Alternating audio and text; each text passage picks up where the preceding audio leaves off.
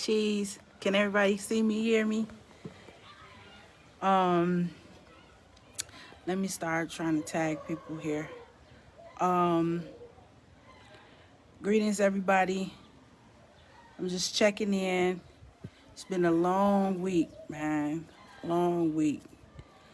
Um, it's hard to say, where to even start. Updates from Ghana, man, same as last week, still dealing with COVID-19 over here, trying to keep it in order. They doing a good job in that sense. So it's not jeopardizing hospitals, people who have needed, now it comes up, who've needed to get care for any reason other than COVID. They've been able to do it. People still been having babies and stuff in hospitals if they want to, as usual. So it's not overwhelming the system here just yet. Hopefully it doesn't get to that point. Can somebody let me know if you guys can hear me? I can use earphones or something because it's very windy today. Just want to give y'all a little. Oh, good. Quick, who was in there? See my back up back there. This is, just a typical Sunday. Nothing much happening here. It's a usual beautiful, warm, sunshiny day in Accra. I cannot complain, not one little bit. So let me share some more stuff I want to share out. I'll share some stuff here. It's been a lot of sensitive subjects coming up lately, and we all sensitive, because we're in, I would say, fairly perilous times. I don't know how your other years have started, but 2020 is coming in like, it just wants to make its mark in history, you know what I'm saying? So we all feeling sensitive and, maybe heightened stress levels to some extent, even though a lot of us have been quarantining or self-isolating, and some of us might be doing more self-care than we normally do right now. I suppose I have to some extent. So I'm feeling a little level. I mean, comparatively, yeah, I would say I'm feeling pretty level. But I'm also aware that I'm aware of my sensitivities. Black power. So I want to just talk about something. I don't even know where to start because it's so convoluted. I've gotten 2 subjects in my inbox and in my mentions and in my people tagging me all week. 2 subjects that I'm going to cover today, and they're both are pretty heavy.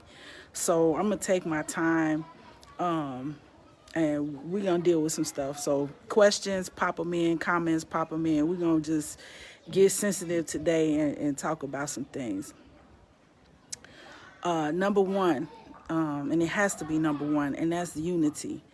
So many negative, or how could I say, comments where critiques of different groups of black people, as if it's different from any other group of black people, I would say, has been shared with me. I've been tagged in things all week.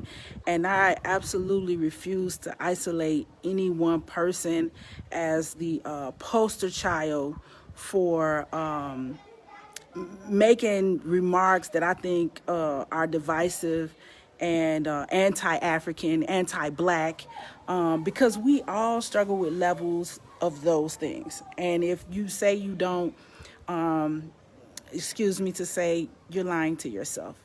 Okay, there are no high horses for anybody. And with these social media platforms, we putting ourselves out here, and this is not a group or round table. This is just me. So the only balance I get, or the only mirror that I'm getting, is the feedback you guys give me while we're talking, or if anybody around me in the physical vicinity says something like, "Oh, don't go there," or "Okay, that's good," give me a sign. So it could be easy to get lost in the sauce. And then also realizing that, I come from a different vantage, coming from America to the U.S. And I applaud people who are not Pan-Africanists, who are not even Black nationalists, who come to Africa to work or to live, because it's one of those things. It's like, blessed are those who do the work, even though they don't know what they're doing or why. They don't know the impact of it. They don't know the history of it, or why and how it came to be, but they're here and they're doing the work. So I have a lot of bias, I would say, for people who put that work in and go to that level, even if they are not, I would say, as ideologically mature and politically mature as I feel myself to be. I didn't just get born to be politically mature. That's something that comes with study. And not just alone. Sometimes people feel like I was doing my thing and I'm into spirituality, and that's not the end all. Spirituality is great, but how could I say this? Traditionally, Africans never separated spirituality from economics, from politics, from health, from any other aspect of life. We have a holistic approach. That's why systems like the old systems, the Ubuntu and Ma'at and the Soul Dai, the Dogon systems, they are holistic systems. They address every aspect of your training, your character, including your spiritual practices. So, excuse me to say that, don't excuse yourself because you are into the Orisha, Ifa, this and voodoo and this and that and traditional religion, and you think you have become an expert on Africa or African people by way of that alone. No, sir. No, ma'am. You have to dig down into the other elements, albeit separately, and look at some political history. Look at some cultural history. Look at some, listen to some old people who was living here in Ghana during the time that the British had their foot literally on the necks of Ghanaians, where they couldn't even own property in their own country. Listen to people and learn, because all of that rounds out your perspective. And sometimes we can come off and think that because we're well versed in one area that it makes you, an expert on other areas. And no one's saying you have to be an expert to talk about anything, but let's face it, if your goal is freedom, which I think whether you're a Black nationalist or a Pan-Africanist, that's still the same goal. Then how is it that you don't care about sharing information that is false, divisive, generalizations that, cause more harm than pain? And we have a group of people, not one, not two, okay, not three, not four. We have groups, multiple people, hundreds, thousands, online, offline, in business, all over the world, sharing these false narratives about Africa in a period of extreme disinformation and misinformation that we're already dealing with from the outside enemies.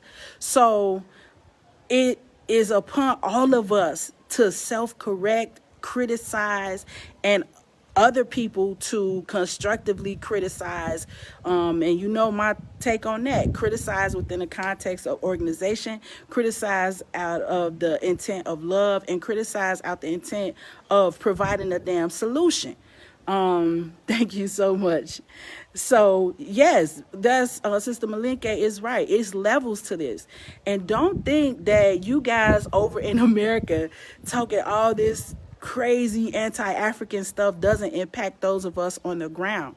And that's what we have to deal with, you know. And I think part of me doing Africa 101 was to address this deficit of information and learning and comprehension about who we are as African people, what we've been through, what our similarities are, what our points of unity are. And we absolutely need to be discussing that every 5 minutes, if not once a week, amongst ourselves and on a regular basis. Because what we're seeing now is a bunch of information telling us about how we're different. But the fact remains, we are mostly the same. I don't care what people say about Pan-Africanism. Is there. At the end of the day, you know, if you're black and you reject your Africanness, you are trying to reject the foundation of yourself. And that's on you. But at the end of it, we who represent ourselves as who we feel ourselves to be and who we see ourselves in our fellow Africans to be, we are out here putting our life on the line, putting our families on the line. We got skin in the game. You know, we didn't just pop up over here in Africa. You know, we came here to represent our interests as African people coming from the diaspora, coming from the Western Hemisphere in Africa. We came here to give full report and testimony to our people here as to what demons they're dealing with when they let these Eurasians come in and ride roughshod over the land. That's our job. That's why we're here. Now, some people come over here with a different mindset, and the masses, who I'm talking to and who I'm continuously talking with and working with, you have to learn to tell the difference. Some people don't come to Africa to build unity. Some people just come to Africa because it's a good business decision. Some people come to Africa because they have a small income and you can flex on your small income in Africa. People come here, some people, Eurasians come here because they can get away with nasty, debased, devil sex crimes that they maybe not easy to get away with in their home countries.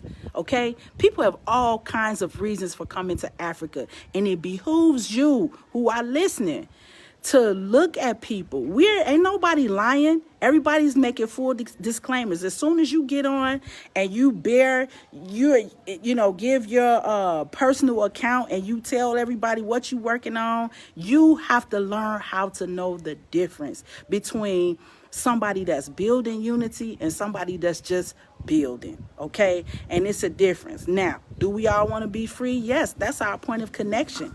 That's our point of similarity. That's our point of strength. So I'll continue to build with whoever is building, but with the full mind that everybody has a different purpose to what they're building and why they're building it. Okay, so that's not to say that I'm being liberal. What it is to say is that we are at war. And as I'm in the trenches, I'm not about to take the time to start looking at your eyelashes and say, oh, well, your eyelashes are crooked. Damn if you don't help me dodge these bullets and throw some bombs back at the enemy. That's what I'm about. So be clear when you listen to me. Ain't no reform on this earth going to satisfy me, because my mind is made and focused visually and internally and figuratively, you know what I'm saying, on total freedom. I'm focused on total freedom. I'm not focused on small concessions.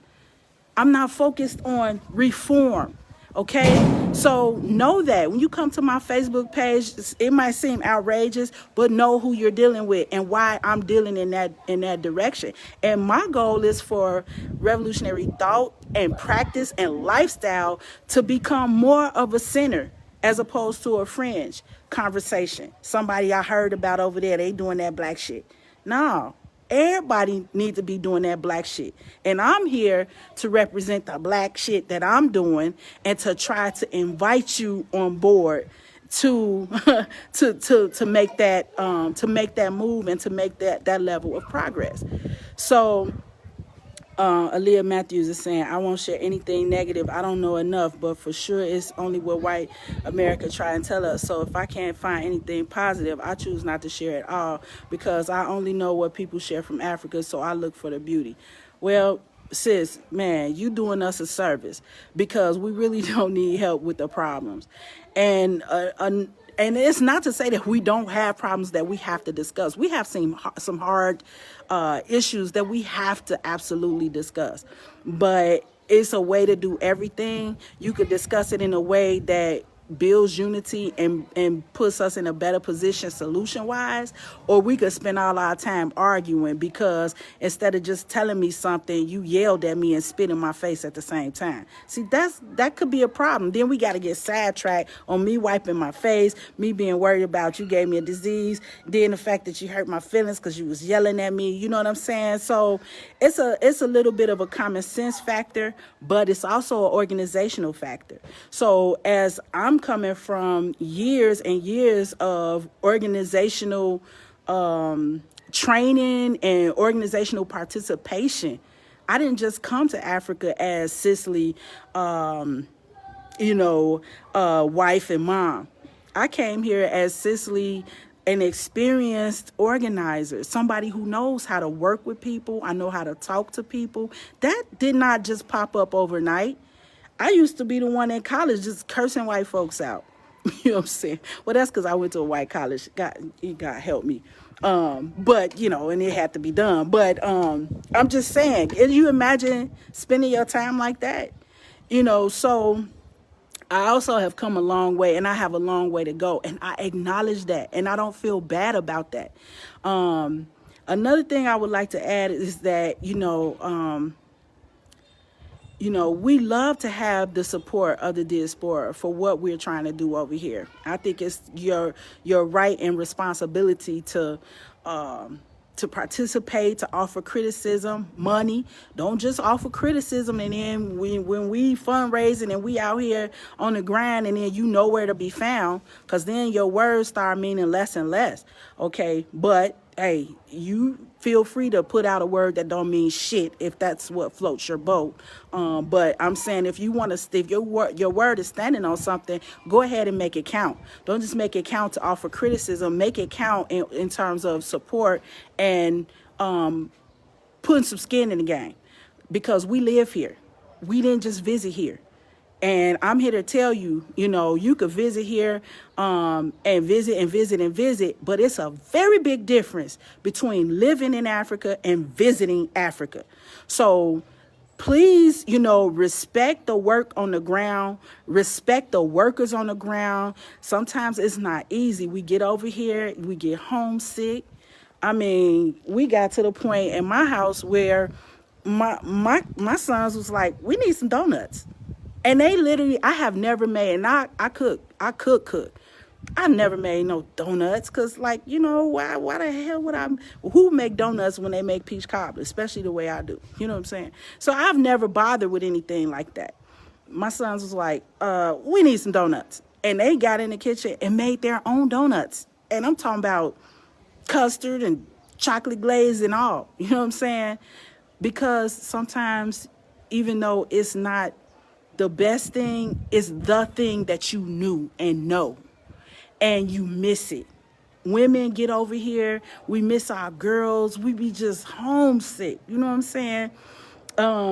Sometimes you leave home, you move. See, people in the military, they know about this stuff because they had to leave home and feel homesick already. People that went to faraway places for college, they have an idea about this. See, so my training, I don't have a military background, but I have been the person who was always traveling ever since I was a young teen. working with different organizations, youth groups, blah, blah, blah. So I know about leaving home. I know about missing home. I know about being homesick. And I have been able to manage myself without, as my son would say, without insulting myself. You know what I'm saying? Because this is a different environment and it's a completely different lifestyle. And I have made some adjustments, okay? A lot of adjustments.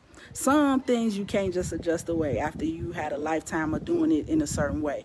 But sometimes, we get lonely, we get homesick, and it hurts. And you look around to this beautiful environment that I just showed you, and you think to yourself, damn, I need some Chicago. There ain't nobody cursing nobody out around here. You even missed the dysfunction. I'm telling you, this shit is deep. Okay, so don't think that you come over here and you visit and you got a line on what it means to be here. So save the judgment, in that regard. However, if you're gonna be here, you know what I'm saying, then be here. And that's all I can say. Be here. Be open. Be flexible. Be observant. Forgive yourself. You know what I'm saying? Let shit go that is garbage. Because we do pick up a lot of garbage in Babylon. Anybody think they didn't pick up garbage in Babylon, you're also lying to yourself. Okay? So I'm not going to play with you today. So I've heard a lot of things from Cameroonians, Nigerians, people from New York, black folks, people all over West Africa tagging me and stuff. Hey, look, all that back and forth about who licked the white man's boots more than the other. Don't no African nowhere in this world have a leg to stand on in that conversation. I listen to y'all. I listen to the brothers talk about this, postulating and selling these big wolf tickets like black folks in America then came over to Africa to save somebody. How? We let the white man trick us out of the shit that we work for in America. It take a person born and raised in America to get on an American. You know what I'm saying? So my thing is, where you born, where you raised, that's your foundation. And it's a difference between you critiquing the people from that foundation as opposed to me coming into, Ghana and critiquing the hell out of Ghanaians and Nigerians. I mean, I could do some critiquing, but the bulk of that needs to come from people who are born and raised here. It just has to come in. And that's if you're interested in building unity. Okay. So if you're not interested in building unity, you can say anything. You could be right for the wrong reasons by yourself, going nowhere. But I'm not interested in that. I'm interested in winning. So it's about building bridges.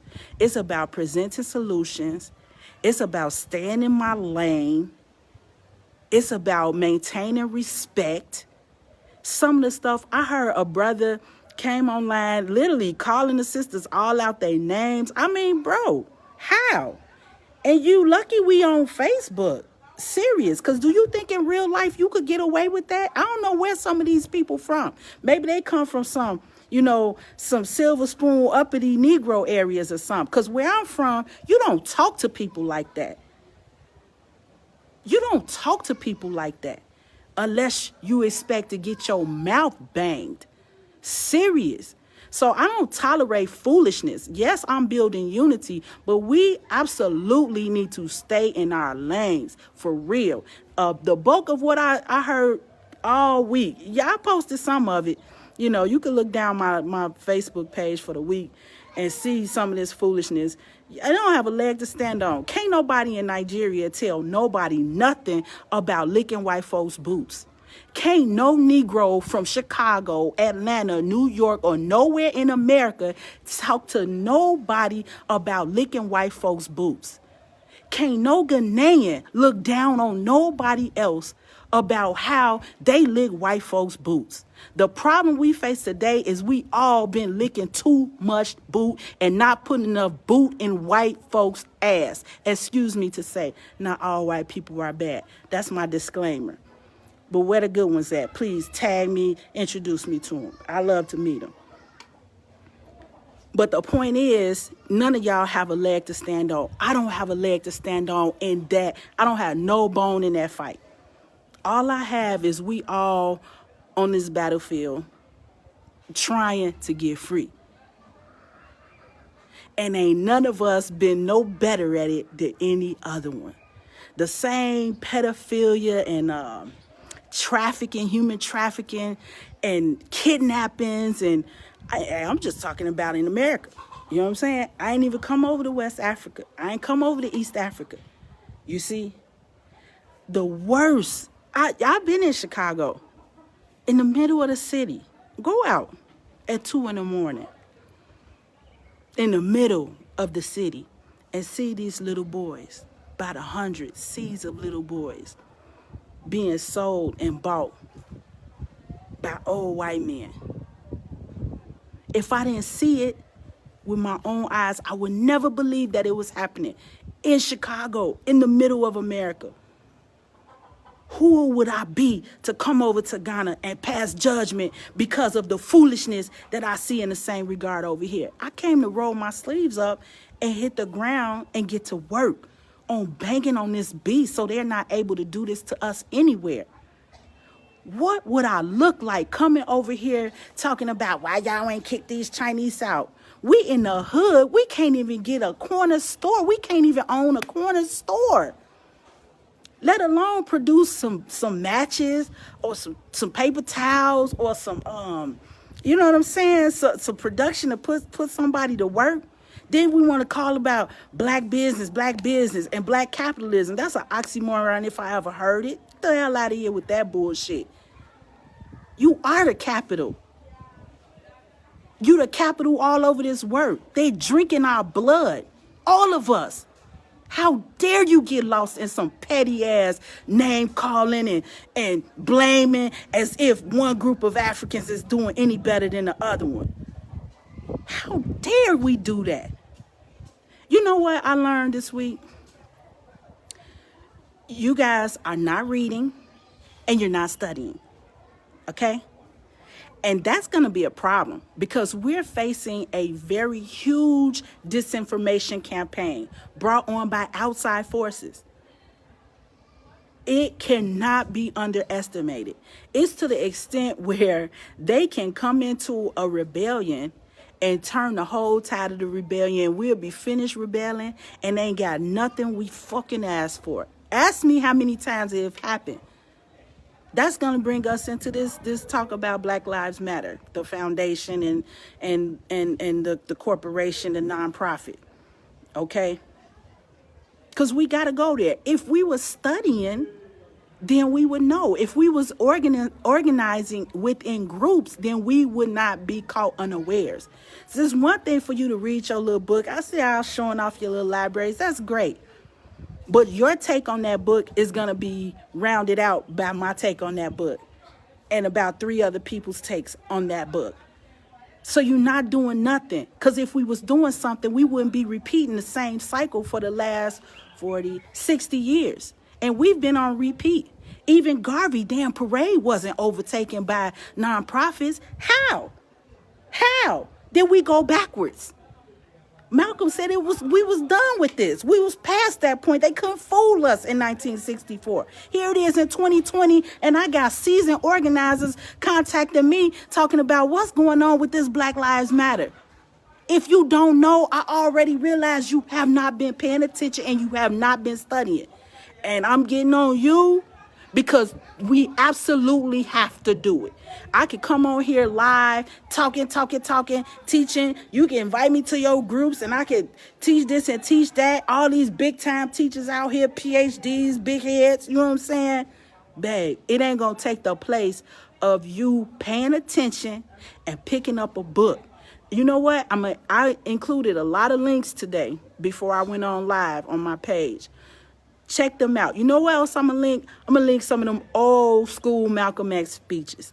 They could use a couple of updates or whatever, but he said it all. He broke down how the 1963 March on Washington was a farce, how it was overtaken by leftist Eurasians, by so-called white liberals, and what that meant to the masses to have that movement and that momentum co-opted by them. You're not studying, and that's going to be a problem. You say you want to be free, you can't pick up a book. It's like my son, he's training. But when I say pick up a bucket of water, how? How? This should be nothing to you. So I had to get that out there. So if you're making asinine statements, 9 times out of 10 is because you're not working in an organization that has a mechanism of criticism and self-criticism, and that's absolutely necessary. If you're working over here in Africa, especially with Pan-African groups mixed up with Africans and born in Africa and Africans coming from other places, you absolutely need that mechanism in place. Guys, I need it in place. You need it in place. No one is above criticism. None of us. But that criticism should come from the people you're working with. Myself, I get criticism from all over the place. And but because I'm experienced, I know how to handle it. It don't blow up into some bigger problem because I can take it. You know what I'm saying? But I've been trained to do it. And the only way to train yourself to do it is to do it. When y'all meet, add an element of criticism and self-criticism. Well, I could have did this better. Next time, I'm going to switch it up on them like this. Bro, I feel you what you doing, but man, if you do that shit again, you're going to put us in a situation. And I don't want to see that. You know what I'm saying? Criticism, self-criticism. Get you some. No one is above it. No one. I've listened to all sides of this disunity and all this negative, feedback, and that's all I hear is bullshit. That's all I hear because none of us have been working. We've been on some self shit, not organizational shit. For real talk. I have to say that. That's a worldwide international criticism. You only been listening to your own voice. That's not going to do you. It's not going to do you. As beautiful as your voice is and as beautiful as your face is and as much as we love to hear from you, you know what I'm saying? You love me, but I want you to try to understand me for real. Go through my links. Read. Get up on your science. If I find out my followers been sending Black Lives Matter organization, corporation, nonprofit money, I'm going to be mad at you, for real. Because New African Image Makers, and then got all of $200 of donations in 10 years, okay? Everything is self-funded. It's ridiculous to see that money just pouring into an organization who's not even on the ground helping anybody do anything. Now, we know Black Lives Matter. But Black Lives Matter as a foundation and a nonprofit does not matter at all. It does not. And if you don't know that, then they caught us slipping again. They caught us slipping again. And we have a problem. We have to deal with that. Now everybody want to say it's millions of dollars pouring in and it's going to be lost to us. We're not going to put our hands on none of that money. When I say none, I mean none. And if you think your little nonprofit group is so damn great for what it's doing, all the money in the world that nonprofits have circulated in the last 100 years, and we still back at ground zero. So that's why I called for a round table and teaching about the nonprofit industrial complex this week. Don't everybody jump at once. Big heads, scholars, PhDs, this where you at? You know what I'm saying? Do some splaining around here. You know what I'm saying? Give us some reference points, some additional reading, and make it plain for the people. Because we being hoodwinked. Again, Malcolm said that hoodwinking was over. We was going to be more politically mature going forward. But here we are in 2020. Same shit. So I hope I've been clear in some sense, in terms of just addressing a lot of the just infighting, because that's what it is amongst black people. We all want to be free. You know, we might have different ways of going about getting there, but in that path of wanting to be free, there is a major point of connection between us all. And I, for one, am willing to put any pettiness, any other considerations way to the side, on the back burner, and link up based on the commonality of, yes, we actually do want to be free.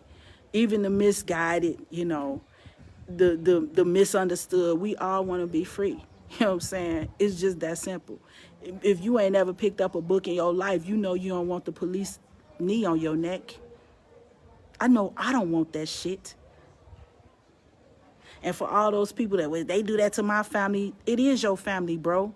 And if it ain't today, it will be tomorrow. Stop it. Now, when the Black Armed Guard put itself into formation, they didn't take that, oh, it was my family, I'm going to do this and I'm going to do that.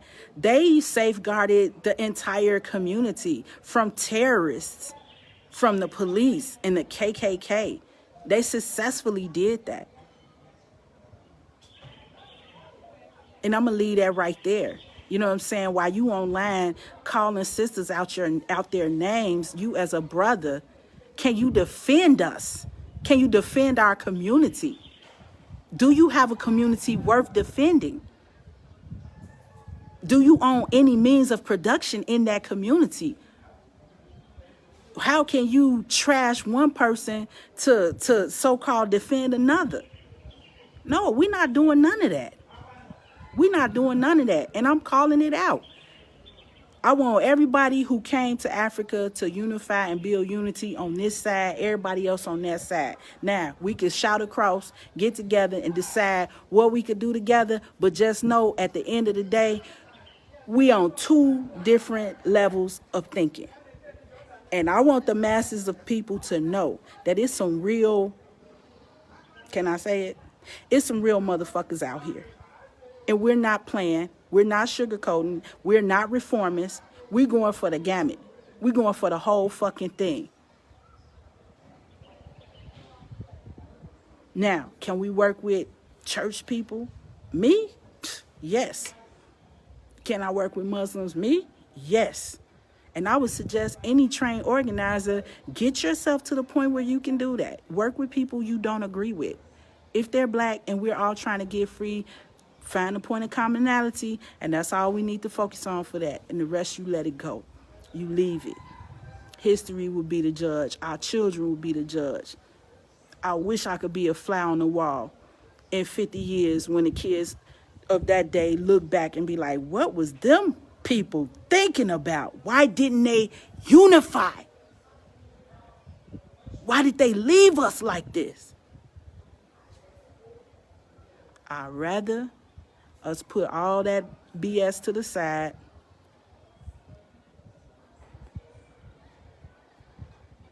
and focus on building the bridges and building unity. That's the best thing I can advise in that regard. Real talk. You know, that's all I got for you. A lot of people be like, oh, I'm telling the truth. And I've been criticized for saying that I don't talk about any problems in Ghana.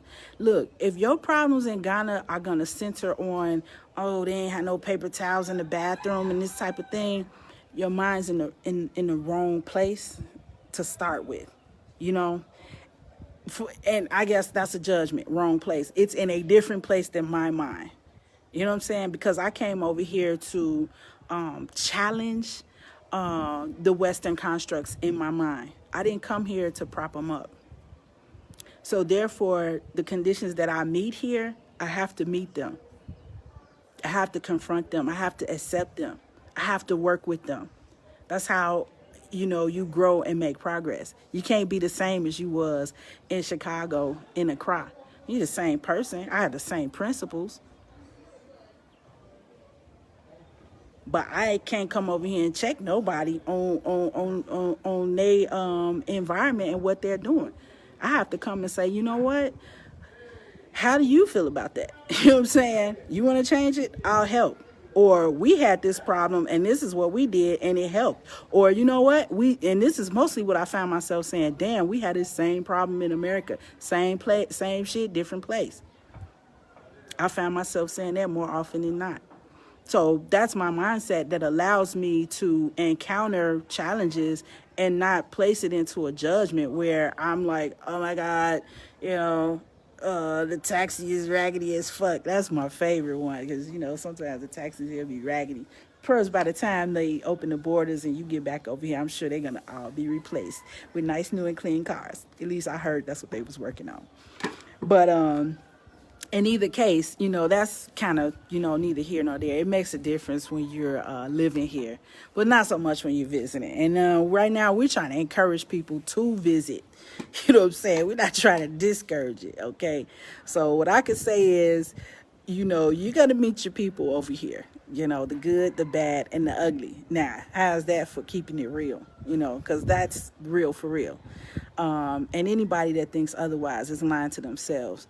And probably didn't have no intention on building shit anyway. Real talk. Mission in Ghana for 8 years and planning to move there. Oh, Stephanie, more power to you, baby. More fire, more fire. The sisters over here not playing at all. Say what you want, but hey, we're not playing at all. That's all I can say about that. So we're not gonna concede 1 inch in this fight. Not in Chicago, Atlanta, you know what I'm saying, or Senegal, or Ghana. We're not going to concede nothing. We're going to fight. And if you feel like the fight ain't up to your standard, it's because you're not engaged. I have to tell you the truth. I have to tell you the truth. So many people with that bullshit backwards says black on black violence bullshit. If you feel like we have not been engaged at trying to keep that monster at bay, then it's because you're not doing no work. You ain't in touch with no peoples and you ain't helping. You're actually probably part of the problem. You know what I'm saying? So, and I will say, let me add this. This is the issue with not being up on your science. Now you have vigilantes coming into our communities, racking up kills. Random college students and just people coming home from work, you know, coming home from the party late at night, got caught alone, family looking for them in the morning, find them laid out somewhere by themselves, shot to death. Come on. We're not doing that. Everybody know what's happening here. So the race situation have come to a head in America and, you know, we don't have time. We don't have time for foolishness. You know what I'm saying? So I just wanted to put that out there. You know, I know everybody's agreeing with me. Ain't nobody saying nothing. You know, I had all kinds of disagreements through the week. You know what I'm saying? People from Ghana, you know, some of the bros from America, you know, very harsh, you know, don't know how to talk to people, man. Which is cool if you want some self shit. You know what I'm saying? It could work for you, I guess, in some kind of small little box, you know what I'm saying? But if you're trying to build, you can't come at people like that. You know what I'm saying? And, you know, man, respect is kind of the foundation of any type of unification. So, looks like I'm going to be running out of credits. Boy, you cannot keep credits in this thing. This is so expensive here. I want you guys to check out those links I put up a lot of links regarding nonprofit industrial complex and the way it impacts with our rebellions, our protest movements, and some of the other moves that we've made over the last 50, 60, 70 years.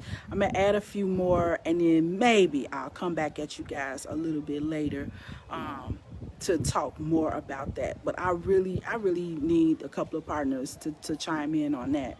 And so far, it seems like a lot of people just don't want to touch it, but I don't know why, because it is very important that our people be apprised and not putting our resources and energy into organizations that are out here trying to do us and stab us in the back. So please check out the videos and the articles that I posted. And hit me back, give me feedback on it. You know what I'm saying? I take criticism. You could say I was too hard on the brothers, or you could say this, you could say whatever you want to say. And I'm gonna take it just like that, in the love and the way that I meant it. No high horses for anybody. Everybody, roll up your sleeves. If you see the problem, that's because it's meant for you to be part of the solution in correcting it. Real talk. Thank you guys. I love you so much. Okay. Later.